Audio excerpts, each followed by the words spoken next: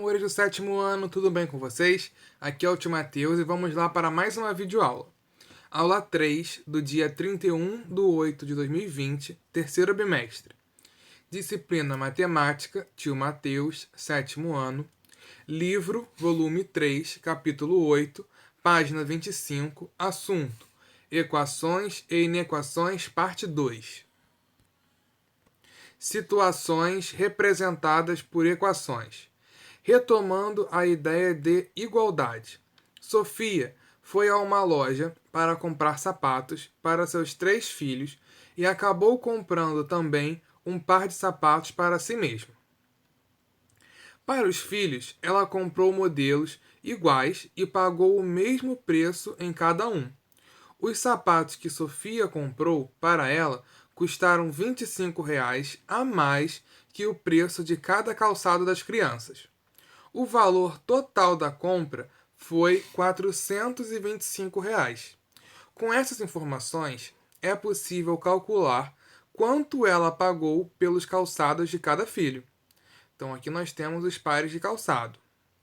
Usando os dados do problema, podemos escrever uma igualdade que representa matematicamente essa situação, indicando pela letra X o preço desconhecido de cada par de sapatos comprado para os filhos. Temos igualdades como essa, muito utilizadas na resolução de problemas. São denominadas equações.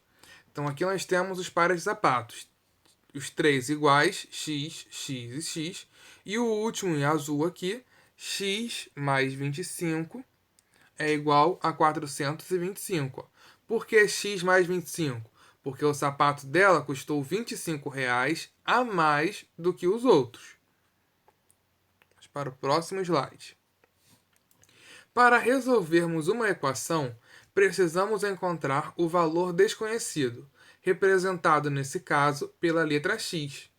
Dizemos que x é a incógnita da equação, ou seja, o valor que a gente não sabe, pois temos que determinar esse valor. Podemos escrever essa equação de forma simplificada se somarmos os termos algébricos semelhantes. 4 vezes x mais 25 é igual a 425. Com base nessa equação, vamos calcular o preço do par de sapatos de cada filho. É possível esconder uma parte da expressão para pensar nela por partes. Nesse caso, vamos esconder o termo 4 vezes x. Então, devemos nos perguntar: qual é o número que, somado com 25, resulta em 425? Esse número é 400. Assim, podemos escrever 4 vezes x igual a 400. Estamos quase descobrindo o valor da incógnita. Agora temos que nos fazer outra pergunta. Qual é o número que, multiplicado por 4, resulta em 400? Esse número é 100. Veja que, finalmente, chegamos ao valor desconhecido x, ou seja, x igual a 100. Assim, concluímos que o preço do par de sapatos comprado para cada um dos filhos é R$ 100 e que o calçado de Sofia custou 125. Equações são igualdades que contêm pelo menos um valor desconhecido a ser determinado, representado por uma letra chamada de incógnita. O prefixo equa deriva do latim e significa igual. A expressão que antecede o sinal de igual é o primeiro membro da equação, e a que sucede é o segundo membro. Observe as equações a seguir. 2x mais 8 igual a 2. O primeiro membro é antes do igual. 2x mais 8 é o nosso primeiro membro. Depois do igual, o 2. O 2 é o nosso segundo membro. E a incógnita é o x. Sempre a letra, ó. Incógnita x. Incógnita é o x. Agora embaixo, 2y mais z igual a zero. 2y mais z está do primeiro lado, é o nosso primeiro membro, está de um lado do igual. Agora, do outro lado do igual, nós temos o zero. Então, o zero é o nosso segundo membro.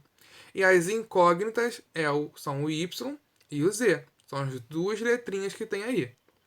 Existem outros modos de resolver equações, mas em qualquer caso é necessário manter a igualdade do início ao fim do procedimento.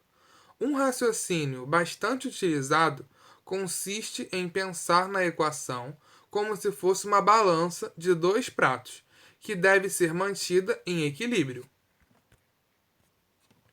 A balança de dois pratos tem como base o princípio do equilíbrio. Quando os pratos estão na mesma altura, as massas dos objetos que estão sobre elas são iguais. Por exemplo, representada ao lado, o sanduíche e a maçã estão em equilíbrio. Têm a mesma massa. Se sabemos que a maçã tem 200 gramas, concluímos que o sanduíche também deve ter 200 gramas. Para alcançar maior precisão, esse tipo de balança pode ter um ponteiro que indica exatamente o ponto de equilíbrio entre os dois pratos. Quando a balança está em desequilíbrio, isso significa que a massa do conteúdo que está em um prato é maior do que o conteúdo que está no outro prato. E o ponteiro que indica o equilíbrio pende para o lado mais pesado da balança. Então, aqui embaixo nós temos os dois exemplos. Balança em equilíbrio e aqui a balança desequilibrada, um lado maior que o outro. Exemplo 1. Na balança representada abaixo, as latas de azeitona têm a mesma massa e estão em equilíbrio com o peso de 500 gramas. Quantas gramas tem cada lata de azeitona? Para expressarmos matematicamente o equilíbrio da balança na forma de uma igualdade, podemos representar a massa de cada lata de azeitona pela incógnita x. Desse modo, temos 2 vezes x igual a 500. Para resolvermos a equação, observando apenas o funcionamento da balança, devemos considerar que é preciso fazer sempre ações iguais nos dois pratos. Isso significa que, equivalentemente, devemos realizar a mesma operação nos dois membros da equação. Como o objetivo é descobrir quanto vale x, dividimos por 2 ambos os membros da igualdade. Por exemplo, 2x sobre 2 é igual a 500 sobre 2. X é igual a 250. Assim, cada lata tem 250 gramas. Exemplo 2. Na balança em equilíbrio, representada a seguir, as esferas são idênticas. Podemos representar a massa de cada esfera pela incógnita y e expressar matematicamente o equilíbrio da balança por meio de uma sentença matemática. 3 vezes y igual a 50 mais 10. Ou, direto, 3y igual a 60. Nesse caso, para descobrirmos quantas gramas tem cada esfera, devemos repartir em 3 partes iguais o conteúdo de cada um dos pratos, ou seja, dividir por 3 cada um dos membros da equação. Então, 3y sobre 3 é igual a 60 sobre 3. Y igual a 20. Portanto, cada esfera tem 20 gramas. Exemplo 3. Considere que as maçãs têm a mesma massa e que a balança representada abaixo está equilibrada. Vamos utilizar a incógnita x para representar a massa de cada maçã e expressar a sentença matemática que representa o equilíbrio dos pratos nessa balança. Então, na primeira balança, nós temos duas maçãs. Não é isso? Duas maçãs. Então, 2 vezes x é igual a x, porque na segunda balança, aqui, na segunda balança, nós só temos uma maçã. Então, x mais 150, porque 150 está ali, ó, 150 gramas. Nessa situação, é possível retirar uma maçã de cada lado da balança, mantendo-a equilibrada. Então, tiramos uma maçã de cada lado. 2x menos x é igual a x mais 150 menos x. Aqui na nossa expressão, a gente coloca x como sendo a maçã. 2 vezes x menos x, ou seja, tínhamos duas maçãs menos uma, tiramos uma. É igual a x mais 150, quando tinha uma maçã mais o pezinho de 150. Agora nós retiramos essa maçã, então menos 150. X é igual a 150. Feito isso, concluímos que cada maçã tem 150 gramas. Toda equação que pode ser escrita na forma ax igual a b, em que x representa a incógnita e a e b são números racionais, com a diferente de zero, é denominada equação do primeiro grau com uma incógnita. Quando o expoente da incógnita é 2 ou 3, ou ainda outro número inteiro positivo diferente de 1, dizemos que a equação é respectivamente do segundo grau, do terceiro grau e assim por diante. Mas nesse momento vamos estudar apenas as equações do primeiro grau. Uma equação também pode ter mais de um valor desconhecido, como mostra o exemplo a seguir. Considere que a balança representada abaixo está em equilíbrio e que as massas das duas frutas são diferentes e desconhecidas. Então, nós temos uma maçã e duas bananas do lado de cá e 400 gramas do lado de lá. Se acharmos a massa da banana, se chamarmos a massa da banana de x e a massa da maçã de y, podemos escrever a expressão matemática x mais y igual a 400. Ou seja, chamamos a banana de x e a maçã de y. Então, x mais y igual a 400, que é o pezinho que tem do outro lado.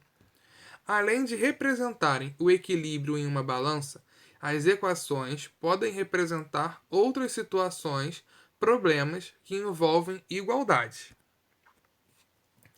Na hora de buscar uma alimentação saudável, é comum que as pessoas façam vastas pesquisas sobre quantidades de nutrientes, fibras e também o número de calorias dos alimentos. No café da manhã, almoço ou jantar, escolhemos os alimentos para muitas vezes não percebemos que neles existem pegadinhas. Alguns não parecem ter o valor calórico que aparentam e, na verdade, têm calorias iguais a seus opostos. Então, aqui nós temos o biscoito wafer, né? Um biscoito com recheio e no outro só biscoito, creme crack, né? Quase não parece, mas as bolachas creme crack são cheias de calorias. 5 bolachas dessa, bolacha? Biscoito, né, gente? 5 bolachas ou biscoitos dessa equivalem a 3 bolachas wafer de morango. 120 calorias. As duas têm bastante gordura, mas a diferença é que o wafer tem mais açúcar e carboidratos. Quantas quilocalorias cada bolacha tem? Segundo o texto, em 3 bolachas wafer de morango existem 120 quilocalorias.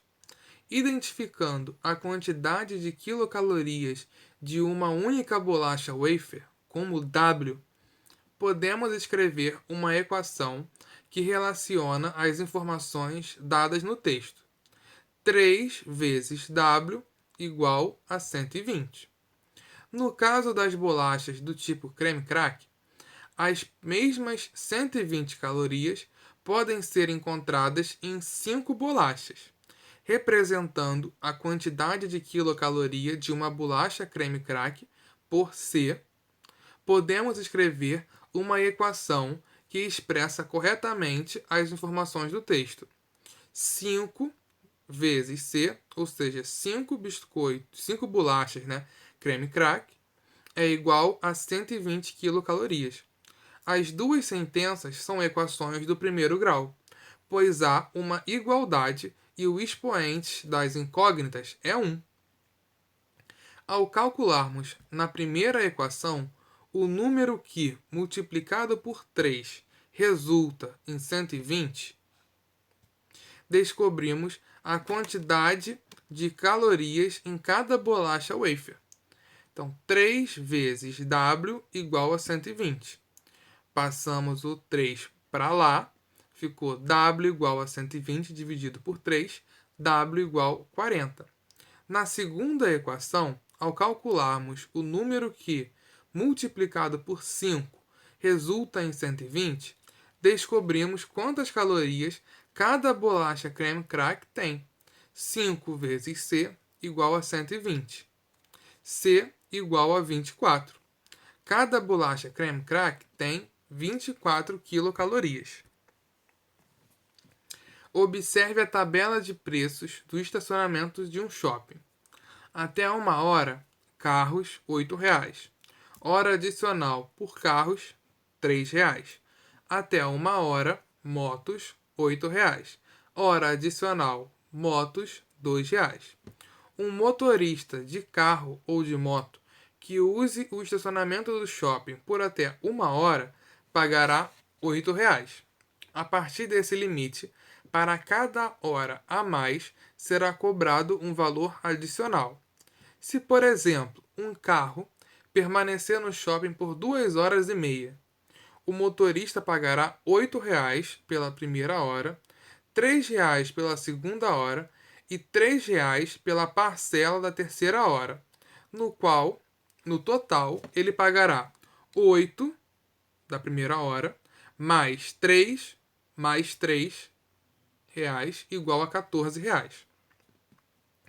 Chamando de H o número de horas que um carro permanece no estacionamento e considerando que H representa apenas valores inteiros e maiores de que zero, podemos relacionar o valor P, pago por um motorista, com o número de horas H por meio da seguinte igualdade: P igual a 8 mais H menos 1 vezes 3.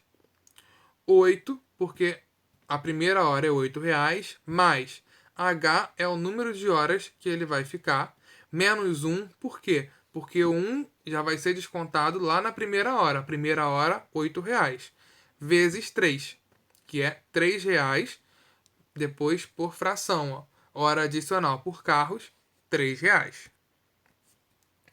Nesse caso, H e P são variáveis, de acordo com a quantidade de horas H que o carro permanecer no shopping, o valor P também mudará. Veja ainda que P depende de H. Se um motorista precisou pagar R$ 20,00 e quiser descobrir por até quantas horas seu carro ficou estacionado, deverá resolver a equação. 20 foi quanto ele pagou, é igual a 8 mais, entre parênteses, H menos 1 vezes 3. Ele precisa descobrir o valor de H que torna a igualdade verdadeira. Observe o quadro. Número de horas. A primeira hora, R$ 8,00. Depois, 2 horas. Acrescenta mais R$ 3,00. 11. Depois, a terceira hora. Acrescenta mais R$ 3,00. A quarta hora. Acrescenta mais R$ 3,00. R$ 17,00. E a quinta hora acrescentou mais R$ 3, aí R$ 20. Resultou em R$ 20.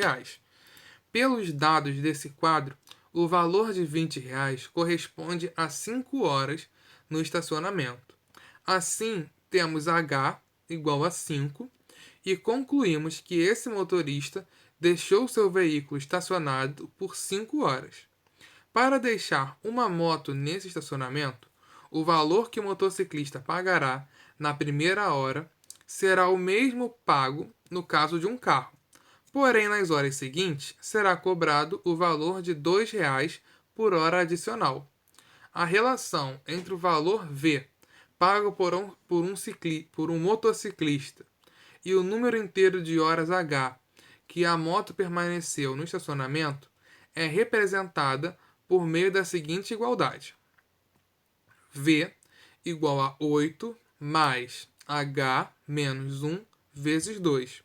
Se o condutor de uma moto pagou R$ 16 e quisermos descobrir por quantas horas inteiras seu veículo ficou estacionado, a equação obtida será 16, lá embaixo, 16 igual a 8 mais H menos 1 vezes 2. 2 porque agora a hora que ele vai pagar é de R$ 2. Com base no quadro, podemos descobrir quantas horas a moto ficou no estacionamento. Número de hora. A primeira hora é igual de carro, então R$ 8. Depois, mais R$ 2 por cada hora. Então, a segunda hora acrescentou mais R$ 2, resultou em 10. A terceira hora acrescentou mais R$ 2, resultou em 12. A quarta hora acrescentou mais R$ 2, resultou em R$ 14. E a quinta hora ele pagou mais R$ 2, resultou em R$ 16. Para uma moto, o valor de R$ 16 corresponde a 5 horas no estacionamento. Assim, temos H igual a 5 e concluímos que esse condutor deixou seu veículo estacionado por 5 horas. Agora, a localização dos conteúdos e das atividades em nosso livro. Livro, volume 3, capítulo 8, página 25 a 35. E as atividades, página 32, número 1, número 2 e número 3. Página 32 e 33, número 4. Página 33 e 34, número 5. E página 35, número 10. Então essa foi a nossa videoaula de hoje. Um beijo de Matheus. Tchau!